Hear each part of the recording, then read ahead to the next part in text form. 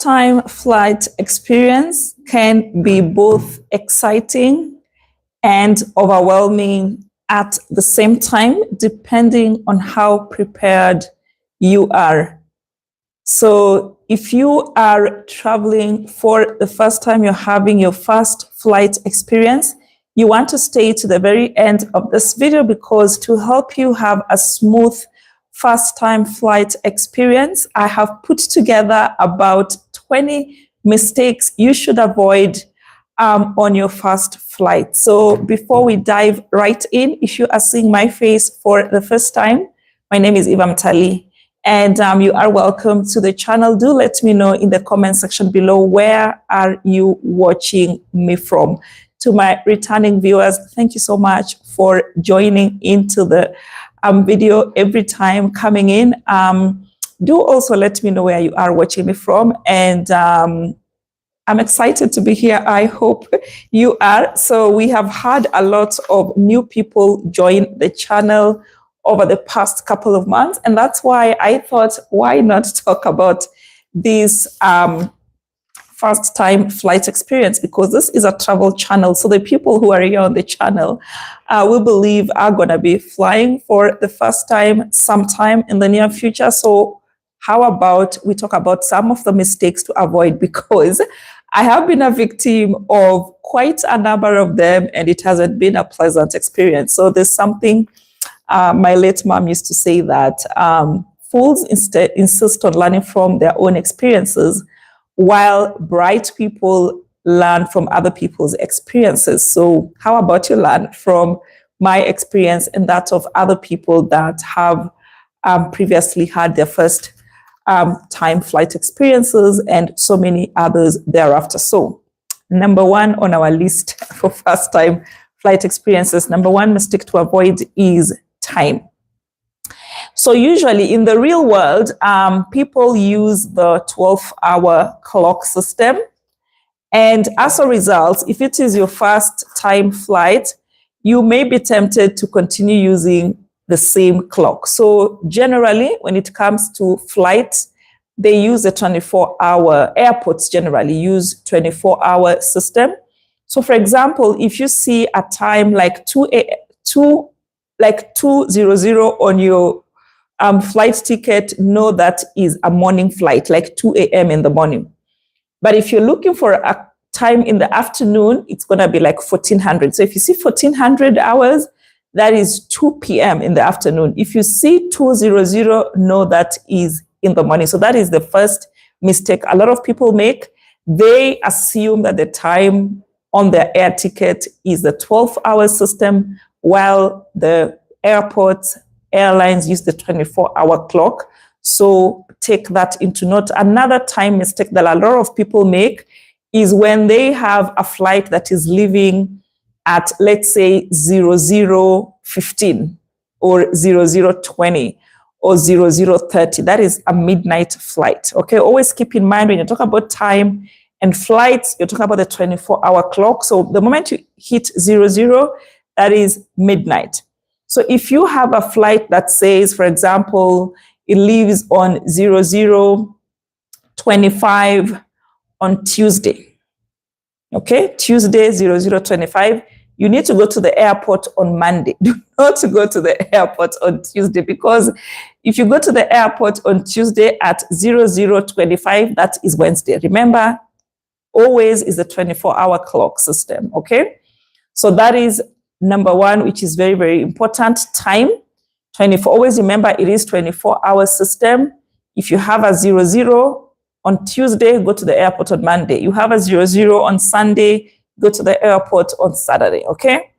And then the other issue is, when I want to go and take a bus, if the bus is leaving at, let's say, 5 a.m. in the morning, I go to the bus stop at 4:45. But when it comes to flights, again, the issue of time, in the past, before we started having all these security issues and all that, it used to take like 3 hours was sufficient. But what I see, especially in Nairobi, JKI, the timing for security checks is taking so much time, and I encourage people to be at the airport at least 4 hours before time, if you can. And do not underestimate, I don't know about other cities, but I know like in Nairobi, do not underestimate traffic. Do not underestimate rains. We have been having rains for a better part of this year. So do not, and I know a lot of people that have been missing their flights because of the rains. Do not underestimate that. Like, you're much better at the airport even 6 hours before your departure time than trying to wing it. Like 3 hours too is when you want to leave your house. So avoid arriving late at the airport. Give yourself plenty of time for check-in, which is another mistake I've seen a lot of people on their first-time flight experience do.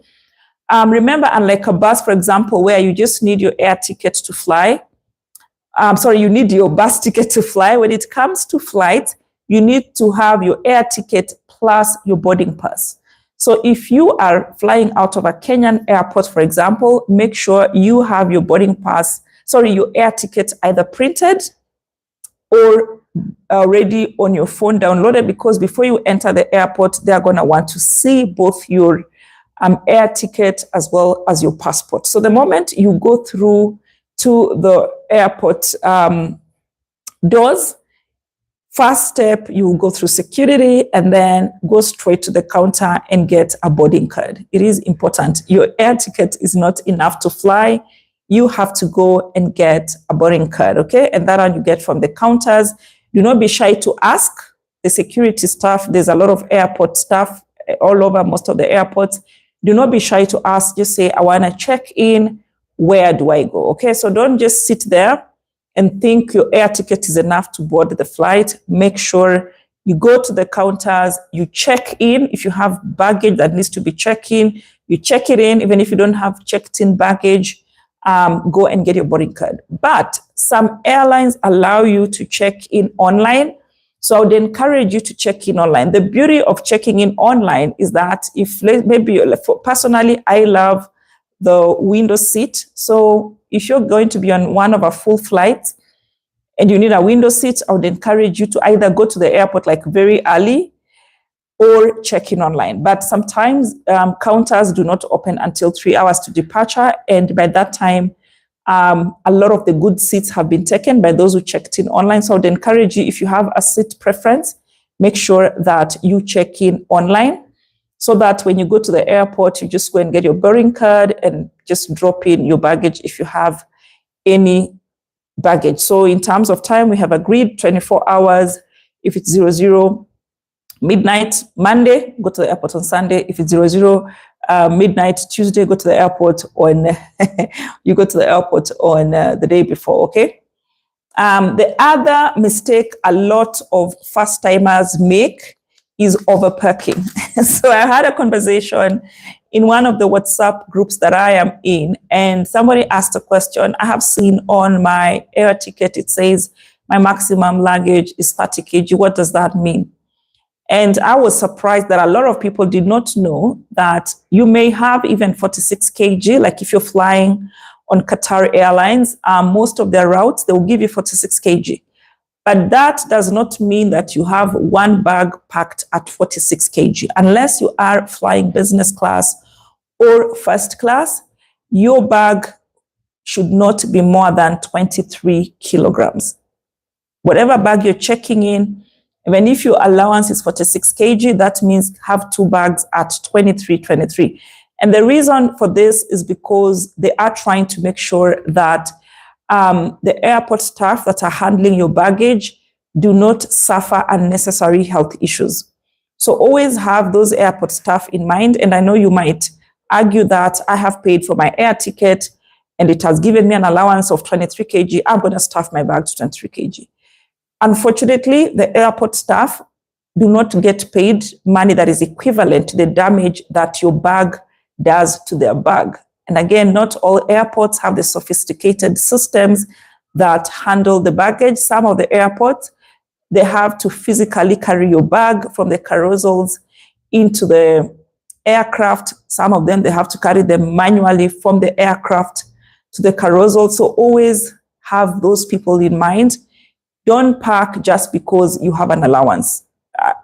We live in an unfair world, and it's unfortunate that they don't get compensated enough for the damage that your bag does on them. So just know that 23 kg is the maximum you can pack on one bag.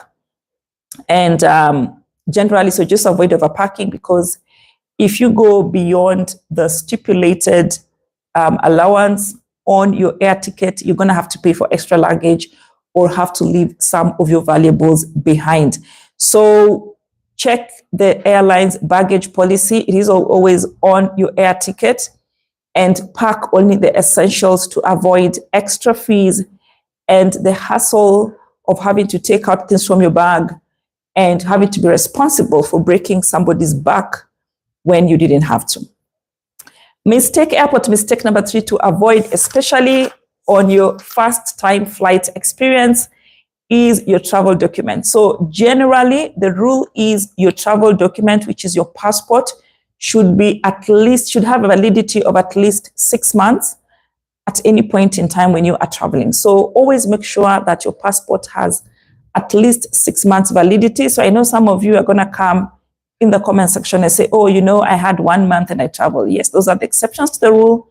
But the general rule, make sure that your travel documents have at least 6 months validity, because that's the general rule. And secondly, you never know, you could go wherever you're going and get stuck, or something could happen, and then you can't get a passport immediately, and then you can't travel and all that stuff. So just make sure you have at least 6 months validity. And something else, that whenever you're traveling, try and have like a sling bag or a waist bag, or at least a bag that can carry all your travel documents together. You do not want a situation whereby you are walking around the airport with your ticket on the left hand, and you're trying to pull your suitcase and your bag, and your passport is in your back pocket and it's dropping all over the airport. So find a bag or a wallet that can hold all your things together, your passport, your boarding card, your air ticket. Because just having your things everywhere, like you don't want a situation whereby maybe you have to go through security check. I've seen it happening a lot of the time, and somebody has to take out their passport from the back pocket and the boarding card from the left pocket and the watch, I don't know from where. And just put your things together. It just makes your life easy and everybody else's life easier.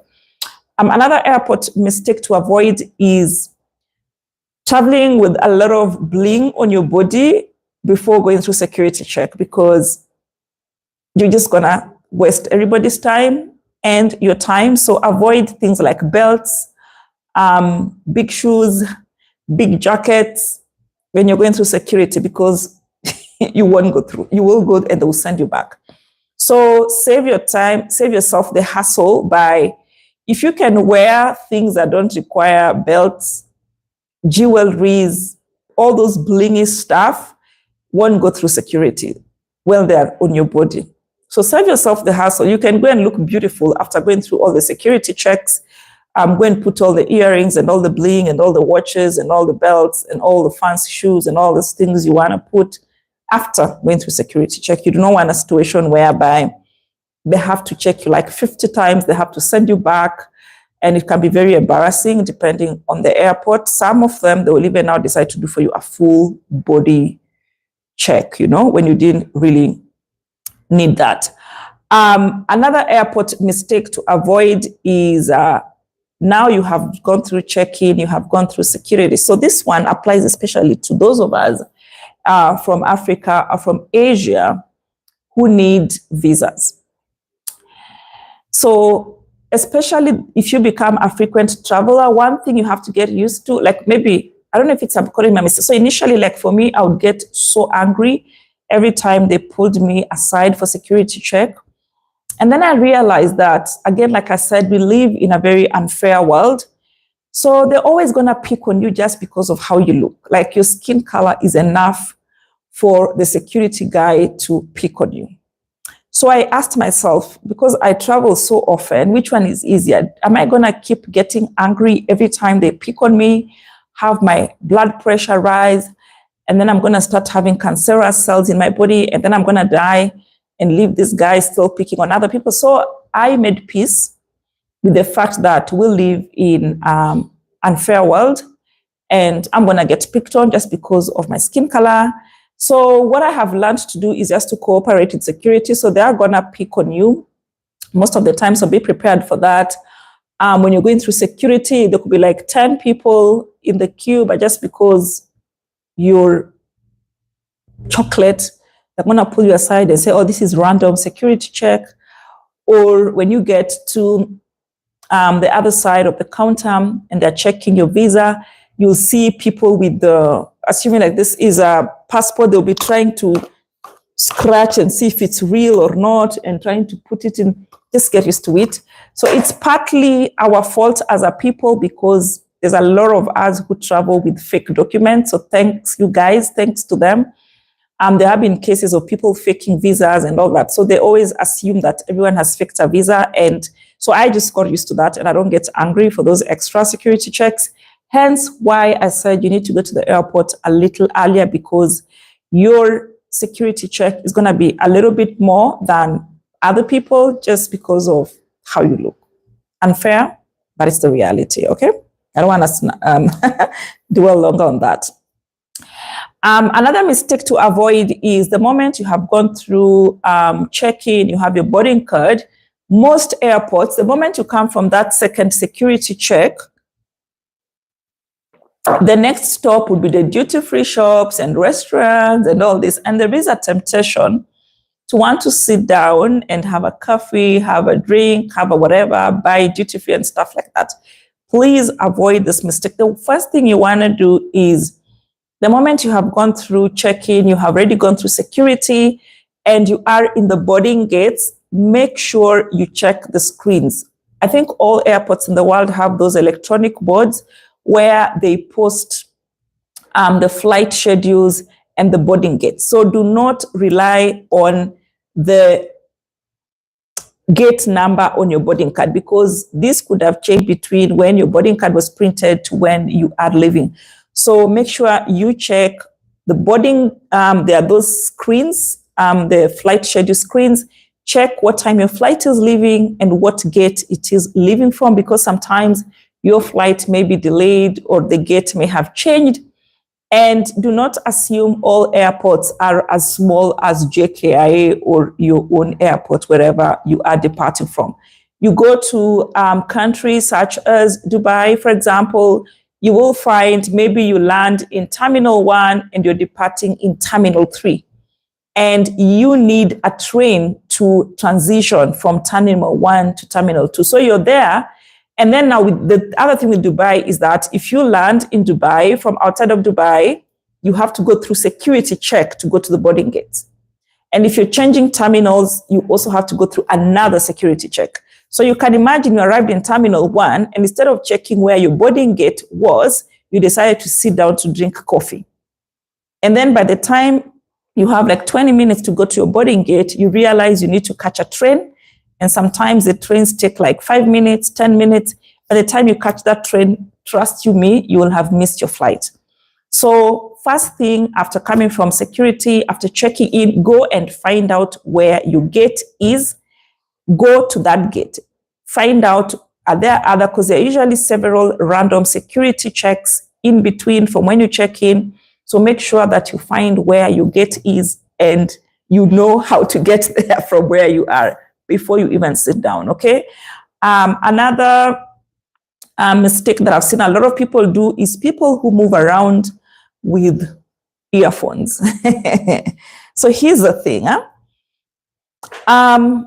So personally, I believe that life is spiritual. So I'm not going to be in a place just because I found myself in that place. I always imagine it's not coincidental, for example, that I'm going to be sitting next to whoever I'll sit to on the plane or on the bus or whatever, or in the business class lounge or whatever airport lounge. I believe it's not coincidental that I sit next to whoever I sit next to. So I always try to like at least say hi and just see where that conversation goes because you just never know.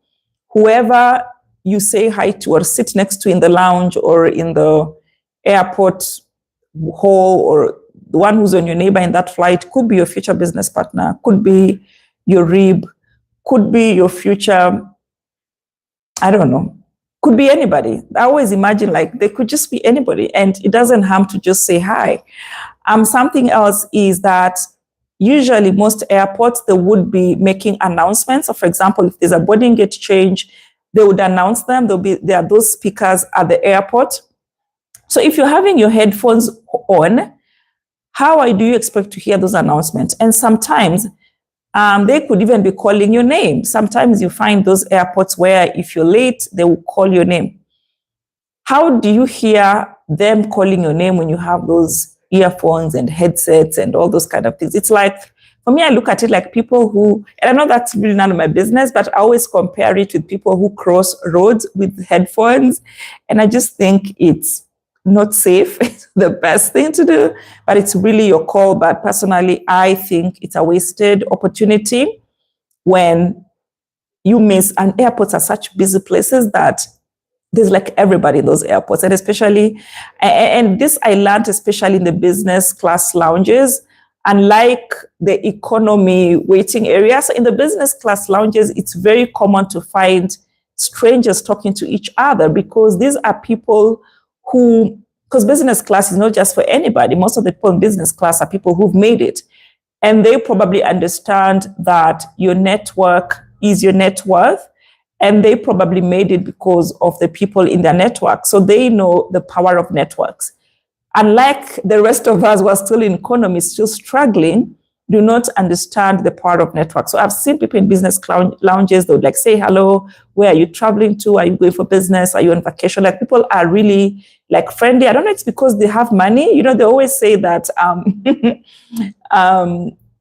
poverty brings a lot of machungu, while abundance just creates some joy and happiness. So you'll see like business class lounges are usually like, there's this vibrancy and people are just excited to like say hello and meet each other and learn from each other's businesses. Unlike economy where people are just sulking and everybody's so sad and I don't know, anyway, whatever. But I'm trying to see what opportunities you could seize when you are at the airport, okay?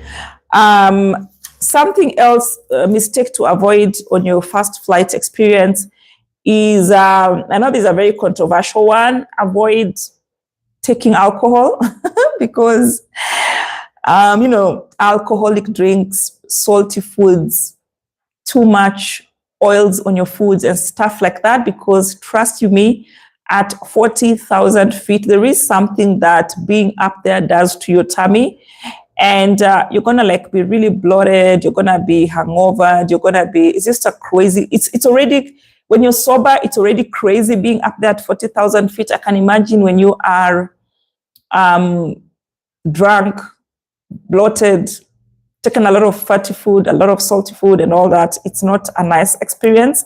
And I think there's something that the altitude does to your tummy and you just feel like the gas just keeps expanding in your tummy.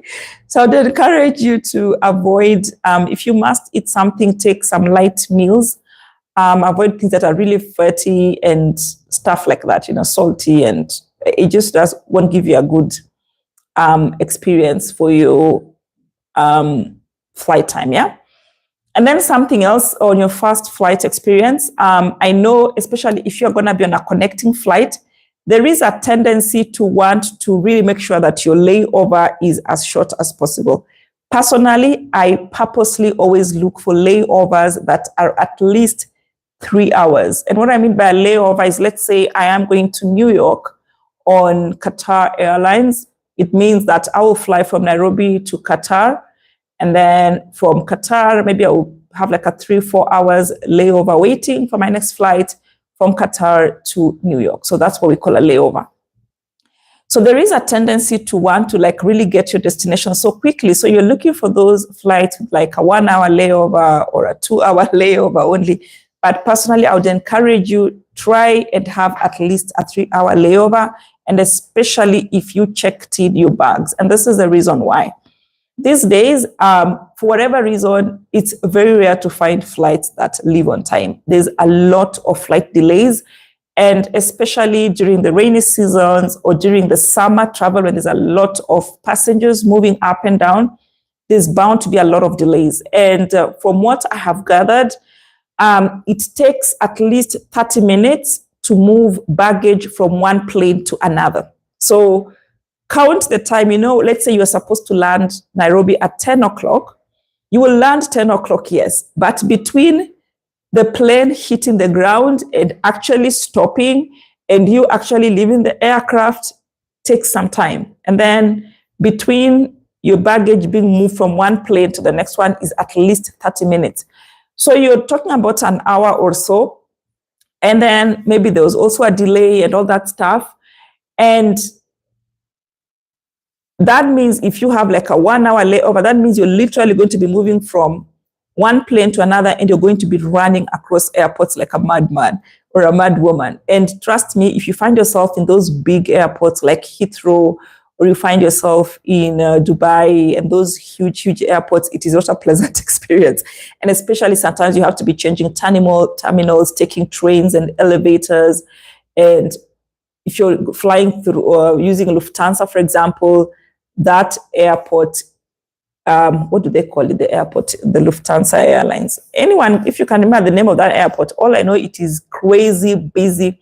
Just to transfer, you're gonna need sometimes up to 2 or 3 hours just to transfer from your flight to the next, like to go through, because they have to go take you through another security from when you leave the aircraft. For you to get to the boarding area, you have to go through security, especially if you're coming from Africa.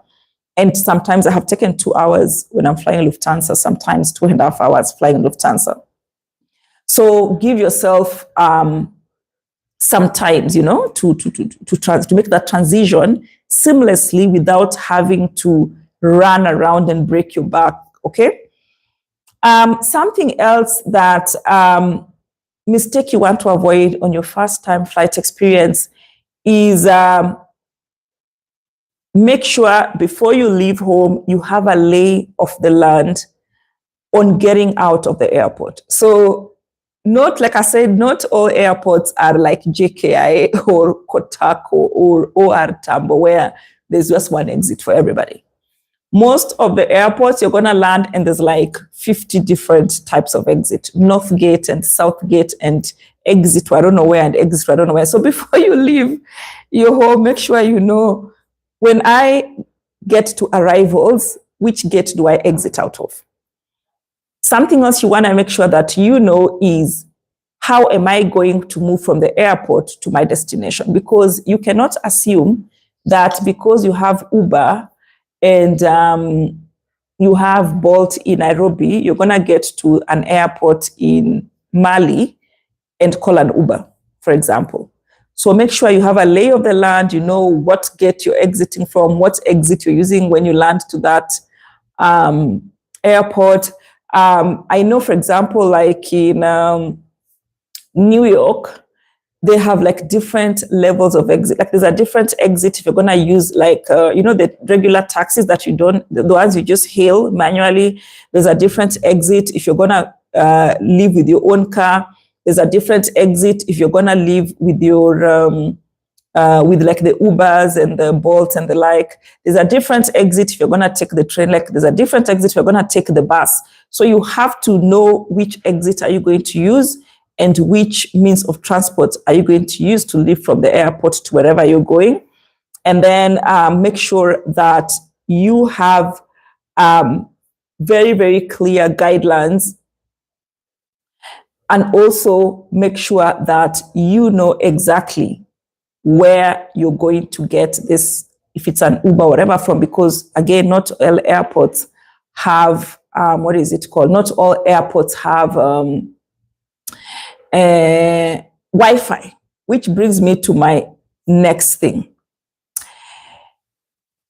What is wrong with this guy? If you are posting videos to build your channel, it's okay.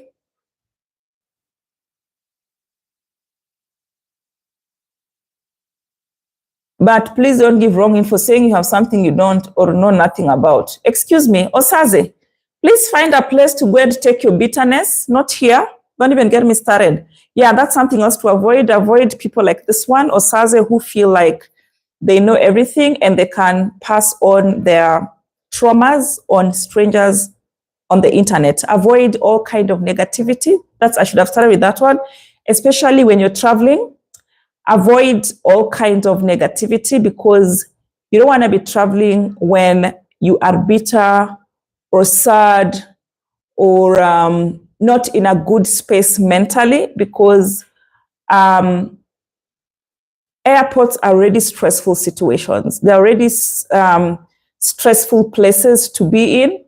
So you don't want to add additional stress. So make sure you avoid people like this one in your life, because they just make life miserable, because they are miserable and misery likes company. Okay. Airports are already stressful enough. You don't want to have stress when you're getting onto an aircraft. Another mistake to avoid, especially for your first time flight experience, is public airport Wi-Fi. So a lot of airports have been gracious enough to provide us with Wi-Fi. But remember, for every good, but there's always like the force of inertia, equal and opposite forces. So the airports are kind enough to provide free Wi-Fi for you to use, like if you want to book your Uber or whatever. But at the same time, we have hackers who want to take advantage of the presence of free public Wi-Fi. So what am I trying to say? If you can avoid using the airport Wi-Fi, avoid it. If you cannot, do not use it to log into any sensitive website. So for example, to use public airport Wi-Fi, or any public Wi-Fi for that matter, to log into your bank account online, for example, or to log into some serious portals that require you to use very sensitive passwords, do not do that, because the hackers can take advantage of you and tamper with your credentials or even steal your money, whatever. So try to avoid using a public Wi-Fi on sensitive websites. Like I've given a classic example is your online banking portal. If you must, maybe consider using a VPN. And there's quite a number. I personally use 2. I will not talk about them because they have not paid me. So go and do your own research and find out for yourself, do your own due diligence, which VPN be most appropriate for you if you must use the public airport Wi-Fi to access a portal that is sensitive, like your online banking statement. Okay. So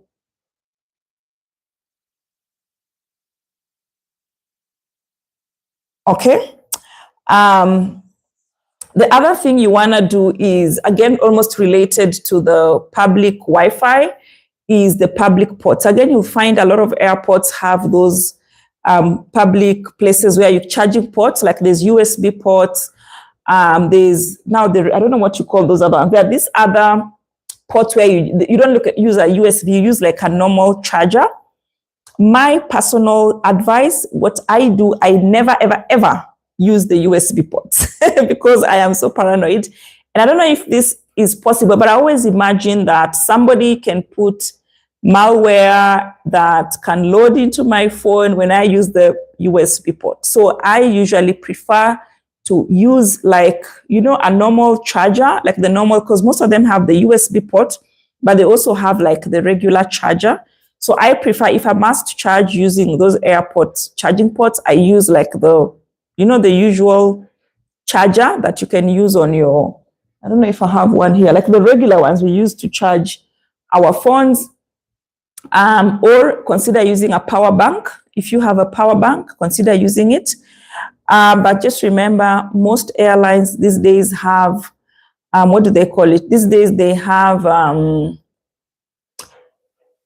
like where, I don't know, it's called a new policy where you cannot carry like batteries that are not, like if you want to carry a battery, you can't carry a battery separately from you. You know what I mean? Like if it's, like you can't check in a battery, for example, in your checked in luggage. And also for your power banks, it should not be more than 27,000 mAh.